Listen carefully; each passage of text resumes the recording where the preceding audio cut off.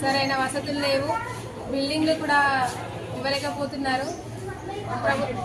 College కానీ schools కానీ సరైన వసతులు, మౌలిక వసతులు ఏం కల్పించలేకపోతున్నారు. ఇలానే కొనసాగితే పెద్ద ఎత్తున ఉద్యమాలు చేస్తాం.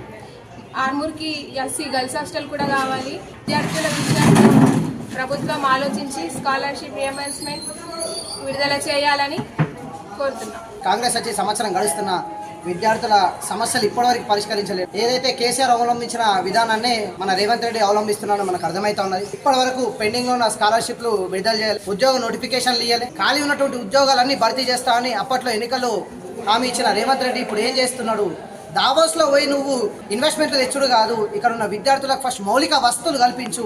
వాళ్ళు డిగ్రీలు పీజీలు చేయాలంటే వాళ్ళ పెండింగ్లో ఉన్న స్కాలర్షిప్లు ఫీజు రియంబర్స్మెంట్ ఫస్ట్ విడుదల చేయు. ఎందుకంటే పేద విద్యార్థులు ఎవరైతే ఉన్నారో వాళ్ళు ఈ స్కాలర్షిప్లు ఫీజులు కట్టలేకపోతున్నారు. మేనేజ్మెంట్ వాళ్ళ దగ్గరికి ఖచ్చితంగా వసూలు చేస్తామని చెప్తా ఉన్నది. మేము పీడిఎస్గా డిమాండ్ చేస్తున్నాం, వెంటనే పెండింగ్లో ఉన్న స్కాలర్షిప్లను విడుదల చేయాలా, లేదంటే పీడిఎస్ ఆర్మూర్ ఏరియా కమిటీ ఆధ్వర్యంలో ఉద్యమాలు చేస్తాం, విద్యార్థులందరినీ చైతన్యవంతం చేస్తాం.